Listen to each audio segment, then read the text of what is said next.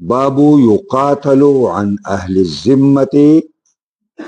ولا يسر ولا يستر ولا يسترقون. امام بخاری باب دی په دې خبره کې چې تاسو سره په دارالاسلام کې کم غیر مسلم اوسیږي او اسلامی حکومت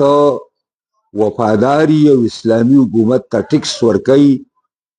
نو د هغې اسلامي حکومت او مسلمانان به د هغې په حفاظت کې جنګېږي. باقاعده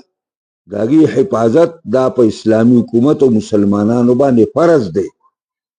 چې که دغه هندو دی او که سیک دی او که انګریز دی او که بل څه بلا ده، خو چې په اسلامي حکومت کې اوسیږي او د اسلامي حکومت وفادار دی، ټیکس ورکوي، نو د حفاظت ذمہداري په اسلامي حکومت باندې ده. نو یقاتل عن اهل الذمه دا معنا ده چې د هغوی په دفاع کې به جنگ کېدی شي د مسلمانانو طرف نه. او دویم دا چې ولا یسترقون، دوی به ګورئ مریان نشي سازېدلی، دوی به مریان نشي سازېدی. حدثنا موسى بن اسماعيل حدثنا ابو عوانة عن حسين عن عمرو بن ميمون عن عمر قال اوصيه بذمة الله وذمة رسوله. حضرت عمر رضی اللہ عنہ تی زخمی شو، دا ابو لؤلؤ ملعون د لاسنا، نو هغه یو څو وصیتونه کړي دي راتلونکي خلیفه ته. و اوصیه دا ضمیر راتلونکي خلیفه ته راجع دی. و اوصیه حضرت عمر وایي زه وصیت کوم راتلونکي خلیفه ته چې زما جانشین به سازیږي بذمة الله و ذمة رسوله، په ذمہدارۍ د الله او په ذمہدارۍ د رسول باندې. او هغه ذمہداري د الله او رسول دغه غیر مسلم سره چې په اسلامي حکومت کې اوسیږي دا ده ایوفا لهم بعهدهم، د دغه غیر مسلم سره وفاداری به کیږي د هغې د معاهدې مطابق. او ان یقاتل من ورائهم، او د هغې مخې ته به جنګ کېدی شي که په هغې څوک ظلم کوي نو هغه ظلم نه به خلاصوي. او ولا یکلف الا طاقتهم، او دوی باندې به تاسو بوج نه اچوئ مگر په اندازه د طاقت باندې، یعنې ټیکس په داسې مقرروئ چې هغې برداشت کولی شي. په غیر مسلمو باندې په مسلمان ټیکس نشته. اوس دې زموږ یارانو اسلام آباد نه تپوس وکئ، وایي دا تاسو کوم ټیکسونه د ورلډ بینک او د ایمف بینک د یهودو او د امریکې هغه منیجرانو چې تاسو ته دا کوم ټیکسونه په کم انداز باندې ښودلي دي، دا ستاسو دا قوم برداشت کولی شي؟ تاسو دا قوم په شرمونو سره ټول دکانداران کړ، چا په موټرسایکل دکان ساز کړی دی، چا په لوډر دکان ساز کړی دی، ټول دکانداران. دا زمونږ د وزیر اعظم صاحب، زمونږ وزیر اعظم یا په جیل کې پروت دی او یا په لندن کې پروت دی. دا زمونږ بدقسمتي ده چې په جیل کې پروت دی، دا شورو رده نه شوی. خو دا نور چې رالل کنه نو ویل پورې نه کړه پرې کړه هغه دای، دا د پوست پرې کړو حکومت پرې بل راغی چې دا هغه لاسونه ټیکونه کړي او څونه د یهودو د خوشحالۍ دپاره منډې وهلې وې، د نورو پې ښه زیاته کړه. باب هل یستشفع الی اهل الذمة ومعاملتهم. امام بخاری باب دی آیا سپارش کېدی شي اهل ذمه ته او ومعاملتهم، او دارنګې د هغې معاملات چې کومه دی هغه یو اسلامي جج چې کومه دی نو په هغې باندې بحث کولی شي فیصله کولی شي. دا یو ترجمه الباب دی چې په دې کې حدیث امام بخاری نه دی راوړی او د بخاری داسې ډېر ترجمه البابونه دي چې پای کې احادیث نشته دي. بابو جوائز الوقت، باب دې ثابت په بیان د کم افود چې راځي د بارهی ملکونو رسول او استازي راځي هغې له چې په رخصتۍ کې داسې ساز و سامان ورکول د هغه یو عزت کول دا څنګه دي؟ نو جناب رسول الله صلی الله علیه وسلم په خپل هم کول او جناب رسول الله صلی الله علیه وسلم د وفات په وخت کې په دې باندې وصیت هم کړی دی. حدثنا قبيصة حدثنا ابن عيينة عن سليمان الأحول عن سعيد بن جبير عن ابن عباس رضي الله تعالى عنه أنه قال يوم الخميس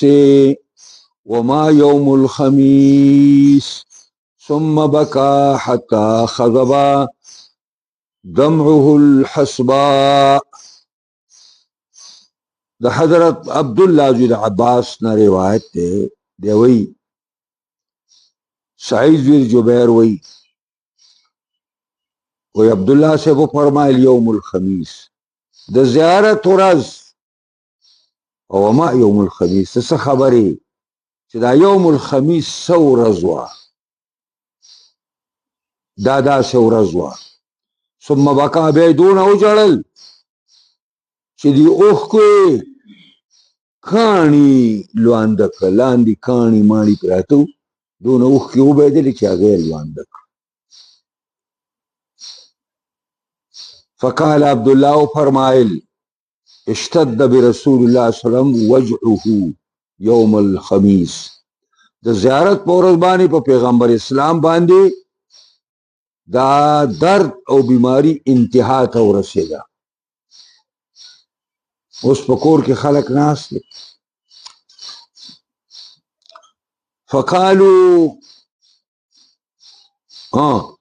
فقال ایتونی بکتاب نبی کریم فرمایل ماته یو کاغذ راوړئ اکتب لکم کتابا چې زه تاسو لپاره یو لیکل وکم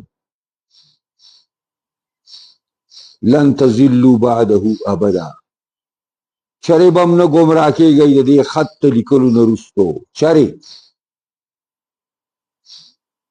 فتنازعوا دا کور والا چې وو دا په خپل کور کې په جګړه شو. حضرت عمر هم په دې کې موجود دی. د حضرت عمر خپله رای دا وه چې رسول الله صلی الله علیه وسلم باندې درد انتهایی دی مې پازه به وایي قرآن موږ سره شته دی بس قرآن کافي دی تکلیف وله مه ورکوئ. نور بعضې کسان ویل چې نه ورکوئ نو ټول دوه ډلې شو. نو بعضې ویلې خط لیکلو ته ضرورت شته او بعضې ویل خط لیکلو ته ضرورت نشته.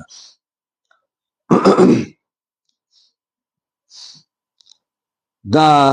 شور ساز شو. ولا ينبغي عند نبي تنازع حال دا مناسب ندی چې پیغمبر په موجودوالي کې مسلمانان او امت یو بل سره چیړ شروع کی او یو بل سره جوابونه کوي. فقالو هغه کسانو چې هغې الخط ولیکي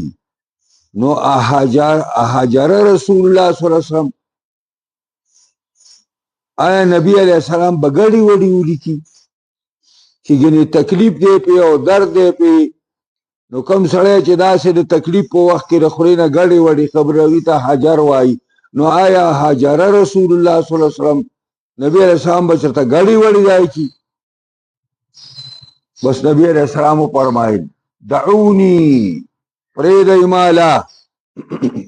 ما پرېږدئ فالذي انا فيه پس هغه چې زه پکې یم خیر مما تدعون الی اډیر غوره داګه نه چې تاسو ورته ما رابلئ او واوصى عند موته بثلاث په دریو خبرو باندې پیغمبر خدا وصیت وکړ په دریو خبرو باندې نو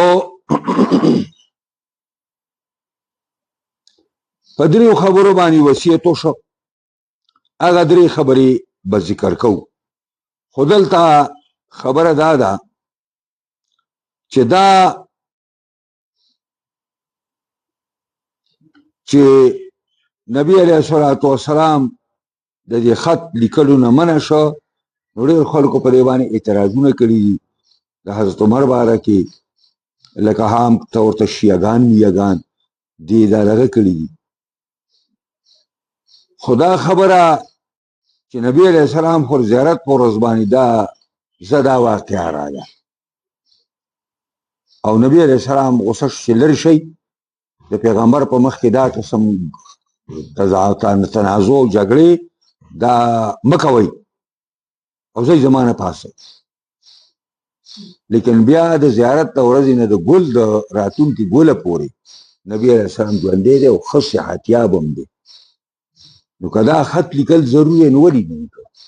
د دې وجې نه دا اسې الزامات دي چې د حضرت عمر رضی الله عنه باره کې خلک دا لیکي او نبی علیه السلام چې د دریو خبرو وصیت کوي نو څلورمې به هم ورسره کړی و که نه نبی علیه السلام د مرګ په وخت کې د دریو خبرو وصیت وکړو یو احدهما اخرج المشرکین من جزیرة العرب یو ورې نومې مشرک په جزیرة العرب کې نه پرېږدئ نومې مشرک چې دی دا به پرېږدئ نه او دا وهي ما احاط به بحر الهند وبحر الشام ثم الدجلة والفرات وما بين عدن وما بين إلى أطراف الشام طولا ومن جدة إلى ريف العراق عرضا دا جزيرة العرب څومره ده هغه دا چې په دې باندې بحر هند او بحر شام او دجله او فرات احاطه کړې ده او د عدن نه د اطراف الشام پورې دا طولن اوږد دی او د جدې نه د عراق پورې دا پلن دی دا علاقه چې دا جزیرة العرب دا نبی کریم فرمایل په دې جزیرة العرب کې به نوې مشرک نه پرېږدئ او نمبر دو وعجیز الوفد وفودو ته هغه پالی قدر کوي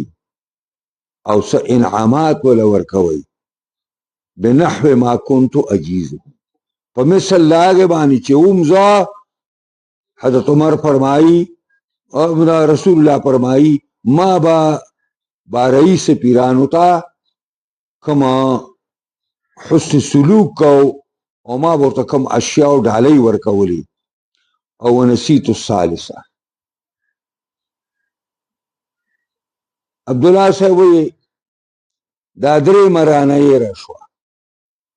چې هغه درې مسره قال ابو عبد الله بخاري وی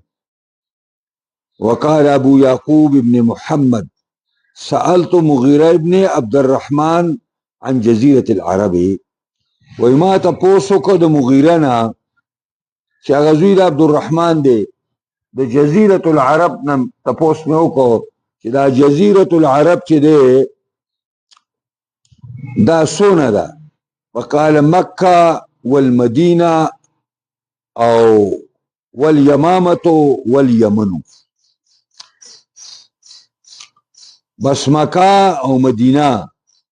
او یمامه او یمن داد وقال يعقوب والعرج اول اتهامه دا عرج مقام چې دی دا اوله حصه اتهامي ده او تهامه اصل کې دی جوړې علاقې ته وای دا مکه معظمه او مدینه منوره د عراق او د ریاض په نسبت باندې دا شلګه په کند کې دا عراق ډېر په لوړه باندې دا عراق دا یادوم دا ریاض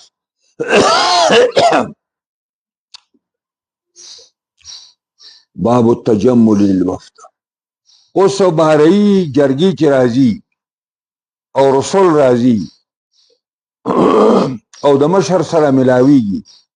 نو مشر به هغه ته ځان خډولې کوي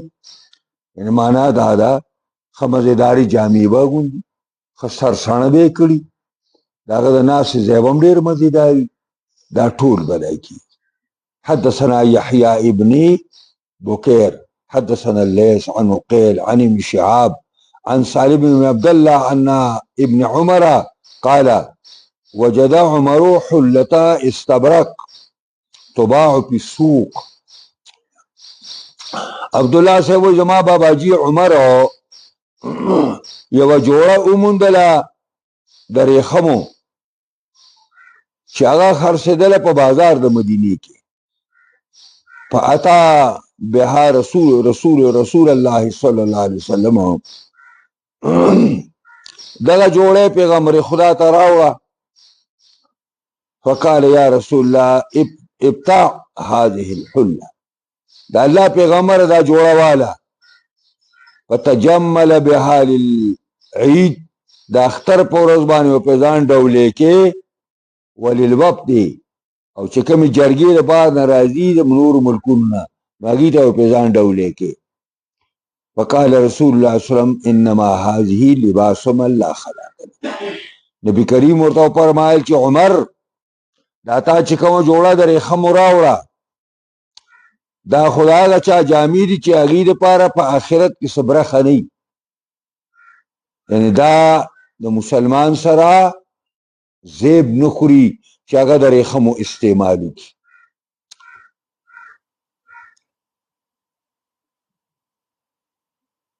او یا دا وویل چې وانما یلبس هذه من لا خلاق له دا جامې هغه څوک اغوندي چې هغه برخه نه وي په آخرت کې فلبس ما شاء الله نبی کریم درنگ تیر کا اغا اندازه چې الله تعالی ته منظور وا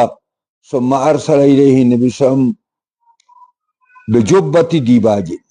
نبی علیہ الصلوۃ والسلام ته جوبې رااله درې خمو نبی علیہ السلام ته ور واغست عمر له ولې غلا چې ویلې غلا عمر کا تراو کتا ثم تابع بين رواقي سربيه سابق الى راقي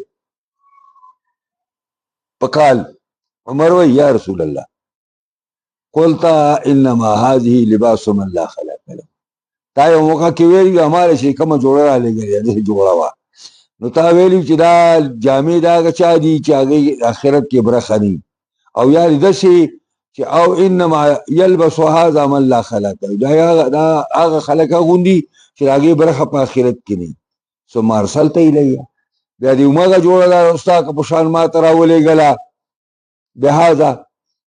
فقال تبيعها ما دې لپاره لګل دی واغوندا خرڅه کزان لا ځان له خرڅه کا